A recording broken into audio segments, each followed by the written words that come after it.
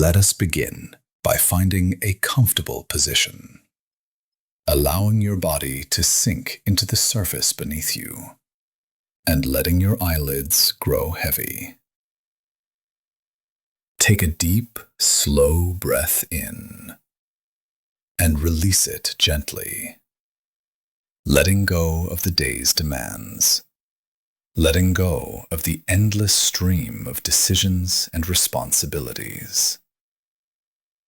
Tonight, we are going to journey to a place of profound stillness, a place where the chaotic noise of the outside world is stripped away, leaving only the bare essentials of existence.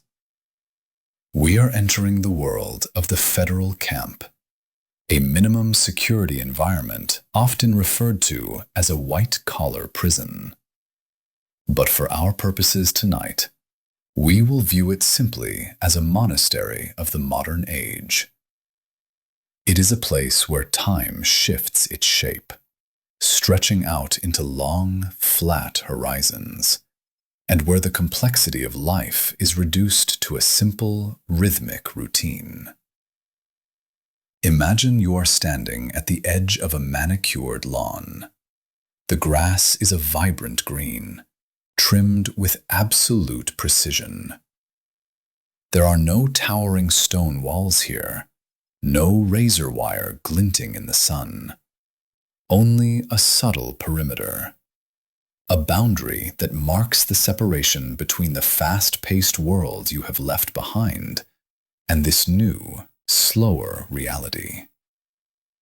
The air is quiet here. It is a quiet that feels heavy and thick, not with tension, but with a kind of suspended animation. It is strange how the absence of freedom can sometimes feel like the arrival of peace, a forced pause in a life that was spinning too fast. You walk slowly toward the housing unit, a low, brick building that looks more like a dormitory or a barracks than a cage. The architecture is functional, unadorned, honest in its simplicity. As you step through the double doors, the temperature drops, the air conditioning humming a constant, low drone that becomes the soundtrack of your days. It is a white noise, a blanket of sound that covers everything, muffling footsteps, softening voices, creating a cocoon of acoustic neutrality. Inside, the light is artificial, a fluorescent glow that casts no shadows. Everything is illuminated evenly, revealing a world of order. You make your way to your assigned space. It is not a cell, but a cubicle, a small, semi-private area within a larger room filled with quiet activity. The walls of your cubicle are low, offering a semblance of privacy while reminding you of the community you are now part of. There is a bunk bed, a metal frame painted a neutral beige, sturdy and utilitarian.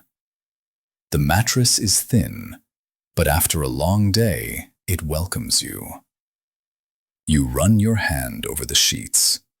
The fabric is coarse but clean, smelling faintly of industrial detergent and starch.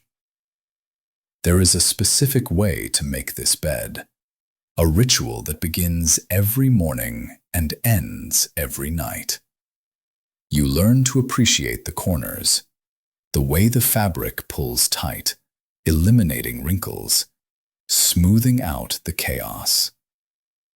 Beside the bed stands a locker, a tall, narrow metal cabinet. This is your entire world of possessions. In the life you left behind, you may have had closets full of suits, drawers overflowing with watches and accessories, garages filled with machines. Here, you have this locker. You open it and gaze at the minimalism inside. A few changes of clothes, khaki trousers, gray t-shirts, a pair of running shoes, a few books, a notepad, a toothbrush. There is a lightness in owning so little, a burden lifted from the shoulders when you realize how little you actually need to exist.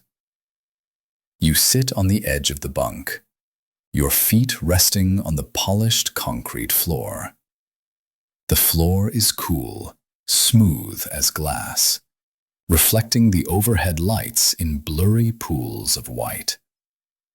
You listen to the sounds of the unit. It is never truly silent, but the noise is gentle. The turning of a page in a book, the soft shuffle of playing cards at a distant table, the murmur of low conversation between men who have nothing but time to talk. There is no ringing of phones here, no pinging of emails, no urgent notifications demanding your attention. That digital tether has been severed. At first, the silence of the pocket, the absence of the screen, feels like a loss. But slowly, as the minutes turn into hours, it begins to feel like a liberation. You are no longer available to the world. You are here, simply here, anchored in the present moment. Let's drift through the routine of the morning, watching it unfold with the predictability of the tides. The lights flicker on at a set hour, usually before the sun has fully risen. There is no jarring alarm, just the sudden illumination of the room. Around you, the dormitory stirs. It is a slow awakening. Men sitting up, stretching, rubbing sleep from their eyes. There is a mutual respect in the silence of the morning, a collective understanding that everyone needs a moment to adjust, to transition from the freedom of dreams to the structure of the day. You rise, and you begin the ritual of the uniform. You step into the khaki trousers, fastening the button, feeling the durable fabric settle against your skin. You pull on the gray t-shirt, soft from countless washings. There is no decision to be made about what to wear, no consideration of style or status. Everyone here looks the same. The distinctions of the outside world, wealth, title, influence, have been erased by this simple, monochromatic dress code. You are just a man in gray and khaki, indistinguishable from the man beside you. You walk to the washroom. The tiles gleam under the bright lights. The water from the tap is cold, refreshing against your face. You look in the mirror, and you see yourself, stripped of the pretenses of your former life. The face looking back is calmer, perhaps a bit weary, but clearer. When the world stops watching us, we are finally free to see ourselves. After the morning count, where you stand by your bunk to be acknowledged, the doors are unlocked. You step out into the recreation yard. The sun is just beginning to peek over the horizon, painting the sky in hues of pale orange and violet. The air is crisp, carrying the scent of dew on the grass. This is the camp aspect of the prison. A walking track circles the perimeter, a loop of gravel and dirt that becomes the center of social life and solitary reflection. You begin to walk, one foot in front of the other. The gravel crunches softly under your sneakers, a rhythmic percussion that marks the tempo of your thoughts. You are not going anywhere, and yet you are moving. You are walking to clear your mind, to feel the blood pumping through your veins. Other men are walking too, some in pairs, speaking in hushed tones about legal appeals or family visits, others walking alone, lost in their own internal landscapes. As you walk, you notice the details of this enclosed world, the way the light hits the side of the chapel building, the texture of the bark on the few trees that dot the yard. the geometric patterns of the chain-link fence that stands in the distance. It is a small world, but it is rich with texture if you take the time to look. The passage of time here is marked not by events, but by the slow rotation of the sun and the rigid schedule of the institution. Breakfast, lunch, dinner, count. These are the pillars that hold up the day. In between these pillars, there is a vast open space of time that must be filled. For the white-collar offender, often used to a life of high-velocity business, of constant motion and endless meetings, this abundance of time can be the greatest challenge and the greatest gift. You finish your walk, your breathing steady and deep. You head toward the library, a sanctuary within the sanctuary. It is a quiet room, lined with metal shelves. The books here are old, their spines cracked, their pages yellowed and soft to the touch. They have been read by hundreds of men before you, passed from hand to hand, carried from bunk to bunk. You select a book, a thick novel with dense type, and you find a chair in the corner. You sit, and you open the cover. Here, in this quiet room, with the hum of the ventilation system overhead, you have the luxury of focus. There are no interruptions. You can read a single sentence, savoring the structure of the words, the cadence of the language. You can let your mind drift into the story, merging with characters who live in worlds far away from this concrete compound. The hours in the library drift by like clouds, slow and formless. You look up at the clock on the wall. The second hand sweeps around, ticking away the sentence, second by second, minute by minute. But there is no rush. There is nowhere else you need to be.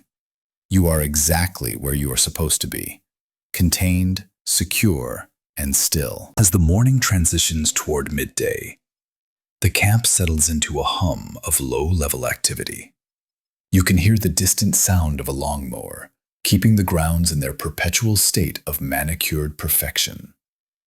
You can hear the clinking of weights from the workout area, the metallic song of iron against iron.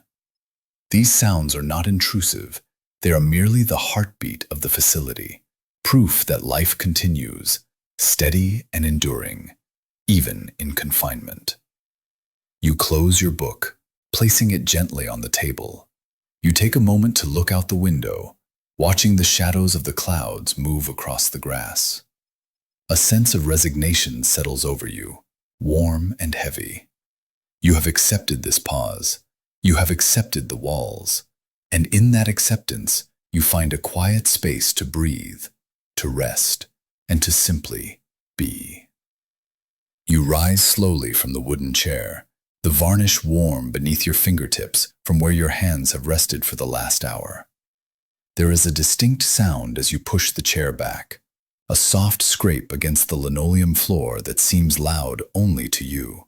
But in this place, sound is just another ripple in the quiet pond of the day. You leave the book on the return cart, a small offering to whoever might come next, seeking the same escape you just found between its pages. Stepping out of the library cool, you move through the heavy double doors and into the embrace of the midday sun. The light is bright, unfiltered and honest, casting short, sharp shadows beneath the trees that line the walkway.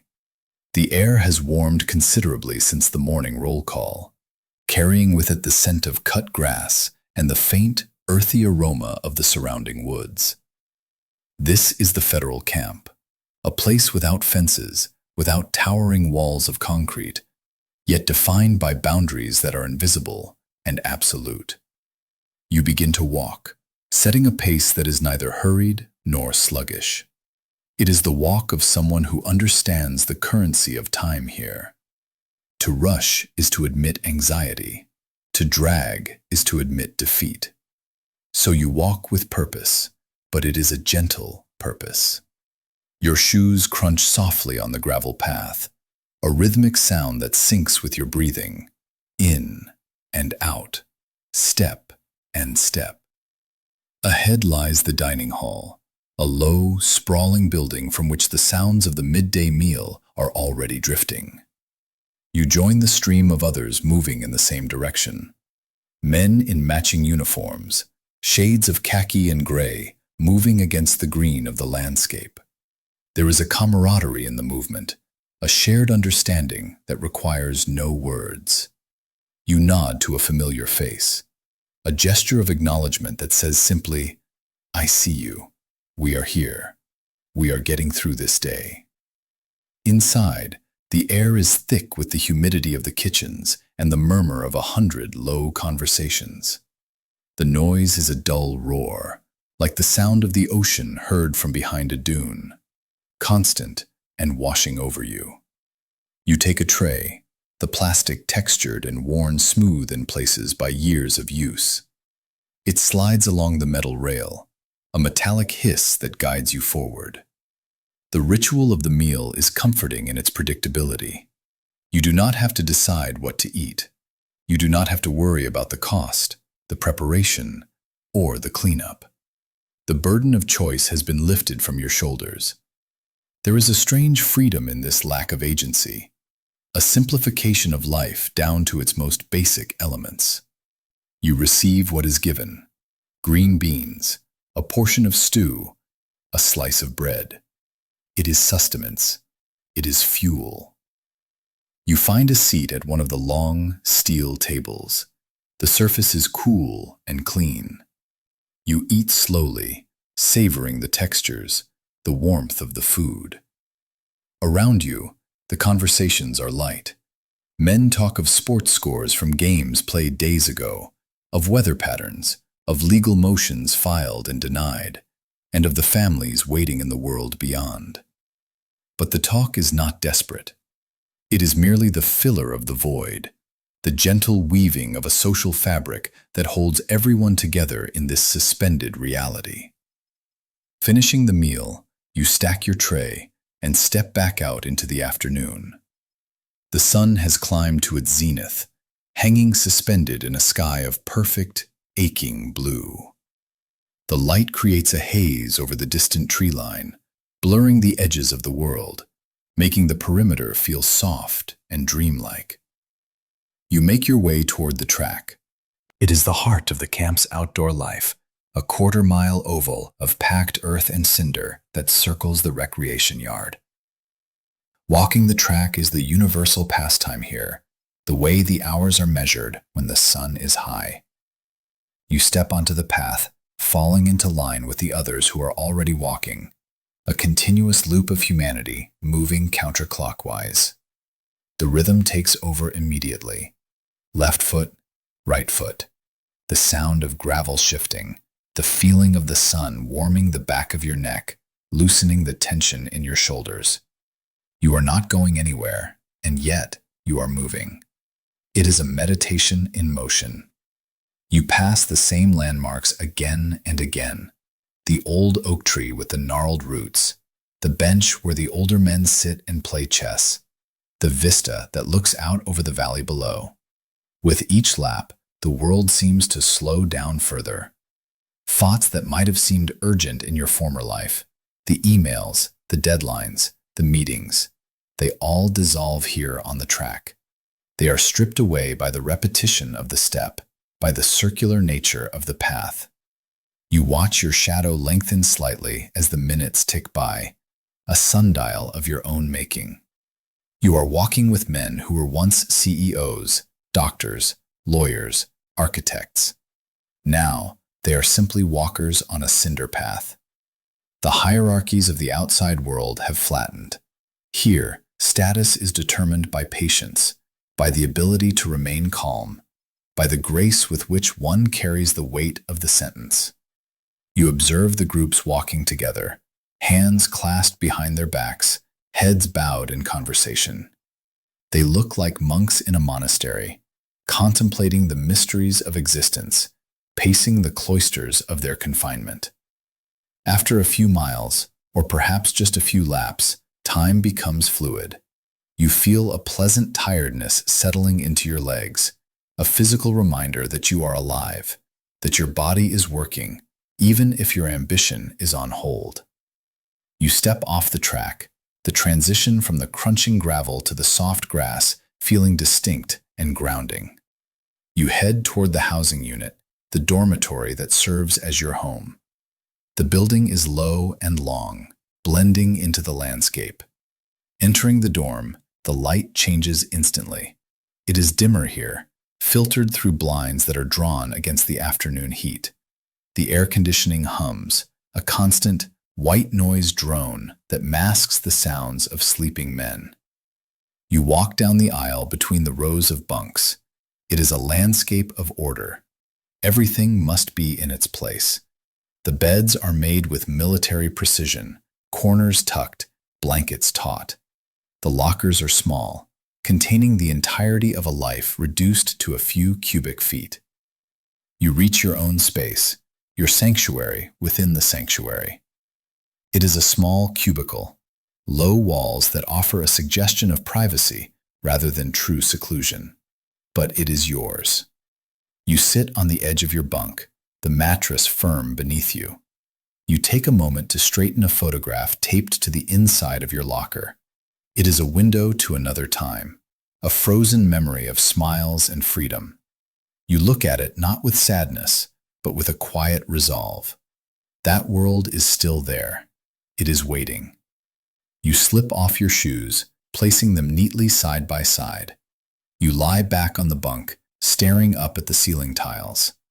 They are speckled, a pattern of random dots that you have memorized over countless afternoons. The sounds of the dorm drift around you, the turning of a page, a soft cough, the shuffle of slippered feet on the tile floor. Someone is writing a letter, the scratch of pen on paper audible in the stillness. This is the afternoon lull, the time between the activity of the morning and the routine of the evening. It is a time for rest, for letting the mind drift like a boat on a calm lake. You close your eyes, letting the darkness behind your lids become a canvas. You are safe here. The walls that keep you in also keep the chaos of the world out. There are no phones ringing, no demands, no expectations other than to simply exist, to breathe, to wait. Your breathing slows, deepening as you sink into the mattress. You can feel the tension draining out of your muscles, flowing down from your neck, through your arms, out through your fingertips. The heavy warmth of the afternoon seems to wrap around you like a weighted blanket. You are floating in the space between waking and sleeping, a twilight zone of comfort. You think of the track outside, the endless circle. You think of the seasons changing slowly beyond the windows, the leaves that will turn, the snow that will fall, the green that will return. It is all a cycle, just like the breath in your lungs. And you are part of it. A quiet observer, anchored in the stillness, drifting through the center of the day, perfectly at peace with the pause. That pause stretches out, lengthening like the shadows of the late afternoon sun against the linoleum floor. The light is changing now, turning from the bright white of midday to a softer, golden hue that paints the cinder block walls in warmer tones. There is a specific kind of silence that settles over the facility as the day begins to wind down. A collective exhale from the hundreds of souls sharing this space. It is not an empty silence, but a companionable one, filled with the subtle, reassuring sounds of life continuing at a gentle pace. You remain still, letting the comfort of the mattress support your spine. In this place, time is not a commodity you are spending, nor is it an enemy you are racing against. Time is simply the medium in which you float. The frantic urgency of your past life, the deadlines, the ringing phones, the endless stream of decisions. They all belong to a different world now. A world that exists far beyond the perimeter fences, a world that cannot touch you here. Here, your choices are few, and there is a profound freedom in that simplicity. You do not need to decide what to do next, for the rhythm of the institution cradles you, guiding you effortlessly from one moment to the next. Slowly, you shift, feeling the cool texture of the pillow against your cheek. You are aware of the faint, distant sounds of the unit settling in for the evening. Perhaps you hear the soft shuffle of a deck of cards at a table nearby, the rhythmic slap of plastic on a surface, a quiet murmur of voices discussing nothing of consequence. There is the turning of a page in a library book, the scratch of a pencil on paper. These are analog sounds, grounded and real, devoid of the digital hum that used to clutter your mind. It is strange, perhaps, to find such serenity in confinement. But you have discovered that when the perimeter of your physical world shrinks, the landscape of your inner world expands.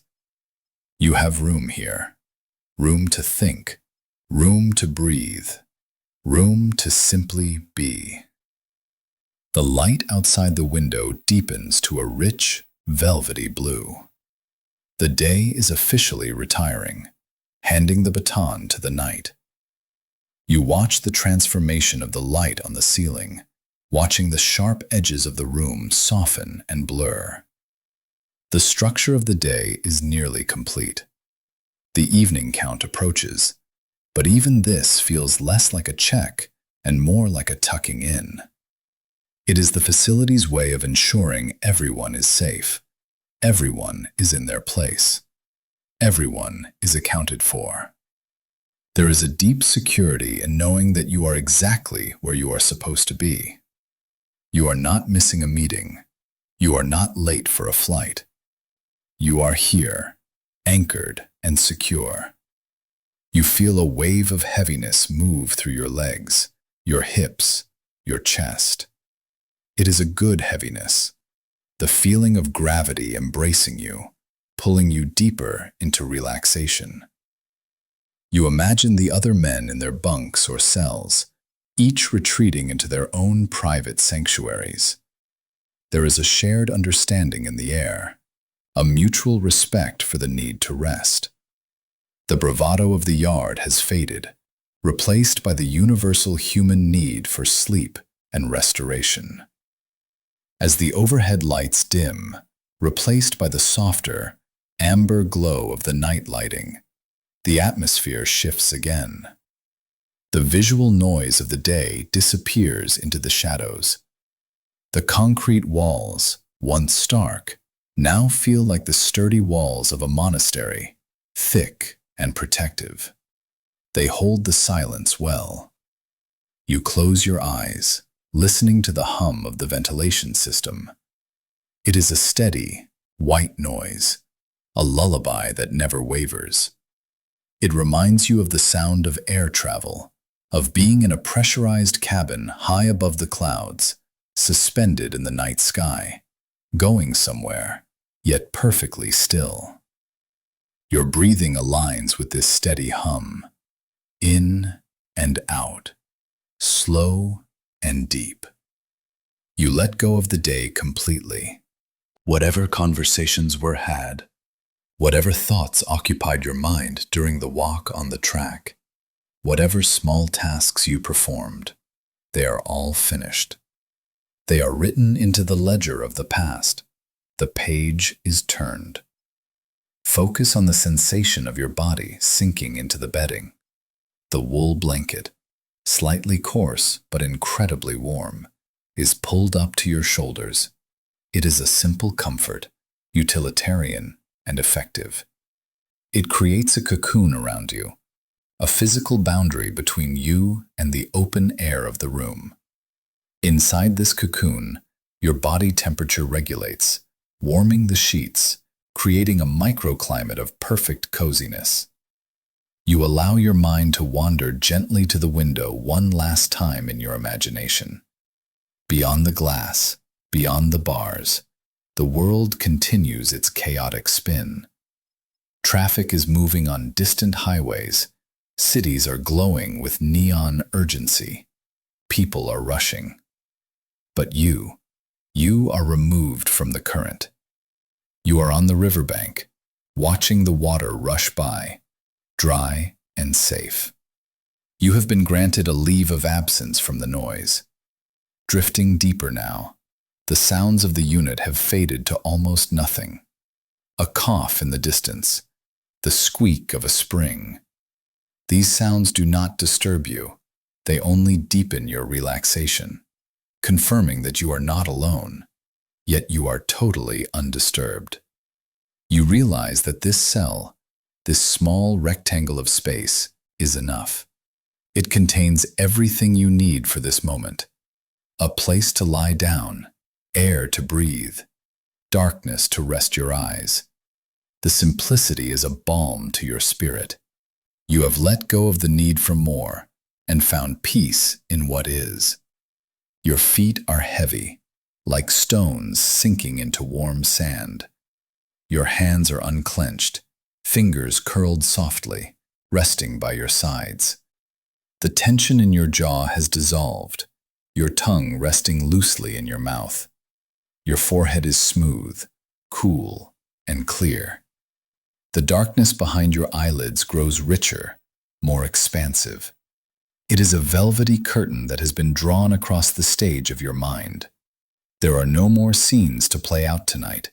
The theater is empty. The lights are out. It is time for the deep, restorative maintenance of sleep.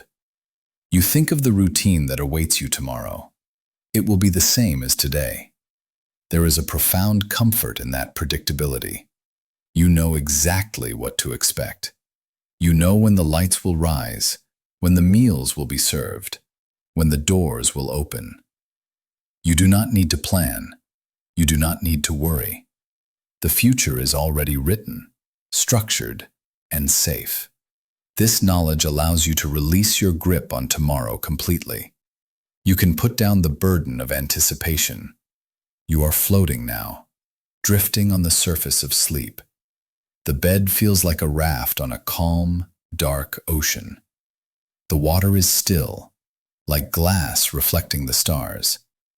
You are drifting slowly, aimlessly, perfectly content. The silence of the prison night is vast and deep. It wraps around you like a heavy quilt. Down, down, down you go, sinking past the twilight state, moving toward the deep velvet of dreamless sleep. Every breath takes you heavier. Every exhale releases the last atoms of wakefulness. You are safe. You are hidden away from the world. You are at peace with the walls, at peace with the time, at peace with yourself. Everything is quiet. Everything is still. Rest now. The day is done. The night is yours. Sleep, sleep, sleep.